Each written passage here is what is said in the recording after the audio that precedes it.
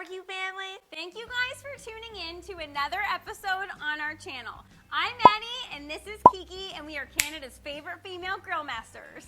Today we are showing you how to grill a steak on an offset smoker. Since many of you offset smoker owners out there only seem to be using this beautiful rig for smoking. High heat, hot and fast grilling can be done on an offset smoker, and we're here to show you how to do it and master it. In this video, you will learn two ways to grill a steak, the reverse sear method and the direct sear method. Stay tuned in until the end of the video so you can choose which method is your favorite. Are you ready to do this, honey? Let's do this! Yeah. Step number 1, preparing the grill. No matter which type of grill you have in your backyard, the same initial step applies to all cookers. Get it fired up before you prep your food for cooking. The reason why we suggest this is because the time it takes your grill to fire up and get preheated is built in time for you to get your food prepped. It's a complete waste of time to prep your food first, then go get your grill prepped, and then stand around waiting for the 10 to 12 minutes it takes for your grill to properly preheat. We don't know about you guys, but we are always excited to get to the best part, eating what you've made. So timing is crucial when it comes to barbecue. So you want your grill grate to be as close to the coals as possible.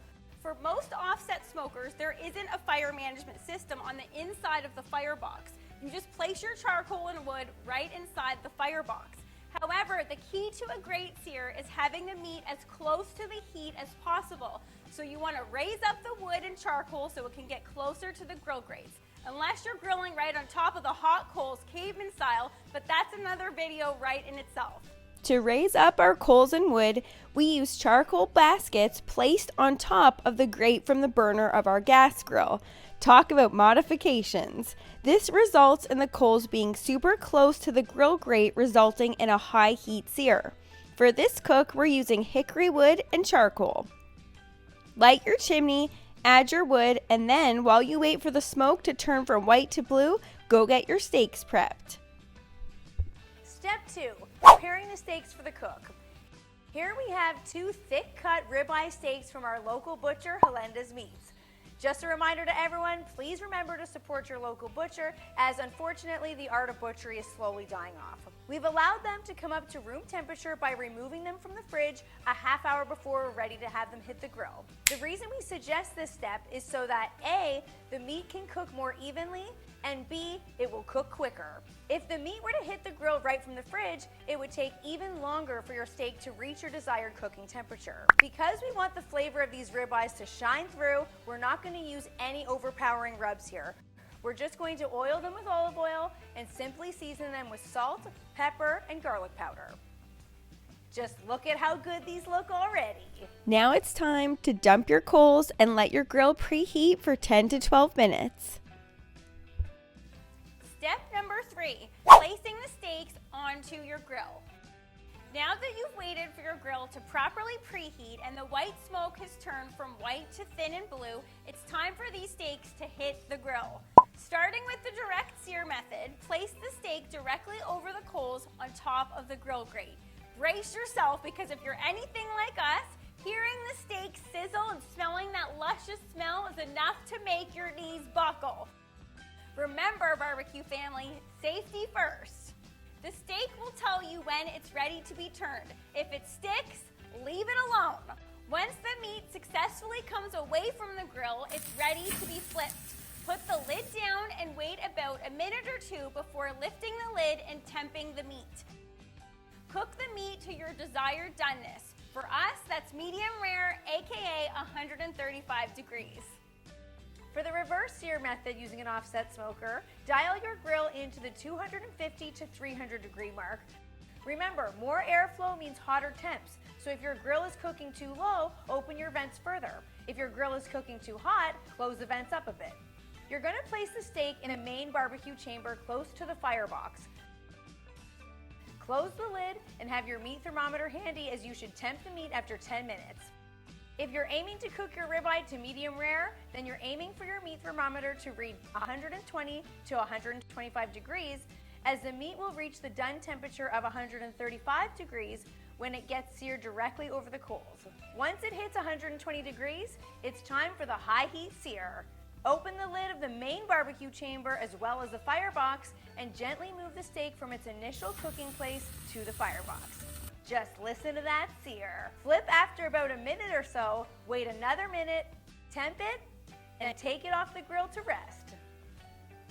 Step number 4, resting and slicing your meat. If you haven't heard the tip to rest your meat for 5 to 7 minutes before slicing, where the heck have you been? This is also a crucial step because the purpose of resting the meat is so that the juices can cool down a bit and redistribute throughout the meat. If you were to slice into the meat the second it comes off the grill, all those tasty, glorious juices would just leak out all over the cutting board. We know waiting can be difficult, but trust us, it is worth the wait. In order to add to the tenderness of this luscious steak, we're going to want to identify the direction of the grain and slice against it. Grab yourself a sharp knife and start slicing, but be sure not to drool over top of the meat. This is easier said than done. Check out the inside shots of both of these beautiful pieces of meat. Which one do you guys think looks best though? Which one do you think looks best? I am leaning right towards that reverse sear. Really? Yes, the reverse sear is known for that edge-to-edge pinkness, aka the coast-to-coast pinkness, and clearly that's visible between the two. Yeah, you can definitely tell that's the reverse sear, but I'm gonna have to go with the direct sear. Why? Because I just like that it gets that like gnarly crust on the outside. It's more aggressive. It's more in your face with the nice crusty exterior. But I see what you're saying. That's why both methods are awesome. Agreed, but it all comes down to the taste test. So I'm gonna taste both and give my opinion on which one tastes better. Okay, so let's start with her favorite. We're gonna start with the reverse sear. Honey, I'm gonna cut you a little piece. I can already tell this is gonna be juicy, succulent, tender. Look, I'm just in my fingers, that's super juicy, okay? I'm gonna start at your mouth because it's reverse sear. Okay. Reverse it back. Reverse bite!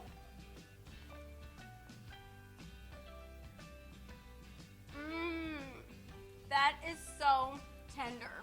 It's seasoned to perfection, yet you can still taste that beefiness of the ribeye. See if there's a difference between the tenderness of the other one. Okay, I'm gonna. How does it feel finger-wise? It feels nice and juicy, nice and succulent. I got you a good, perfect bite here, honey. Okay. So since this is the direct sear, I'm gonna go directly in. Here we go. Slam dunk bite. Okay. I'm gonna say drastically different. Really? Mm-hmm. How so? Okay, so the seasoning, exactly the same. Mm-hmm. Nailed it on the reverse sear seasoning, nailed it on the direct sear seasoning. However, the reverse sear is more tender. It's more succulent. The direct sear is a little bit more, I want to say, chewy. Because I feel like the reverse sear, like the tip we mentioned about bringing the steaks out of the fridge before you cook them, I feel like the reverse sear is essentially doing just that. It's just working on that tip. It's just bringing it very, very slowly up to temperature. Always was a direct sear girl. The comparison between the two, there is no competition. To me, reverse sear wins. She's switching teams, everybody. Let me go back to the favorite one here. The old reversey goosey. Let's do it. Wait, starting here. Oh! There. That is the bite of all steak bites. It tastes so good. Okay, I gotta not choke. Please don't. It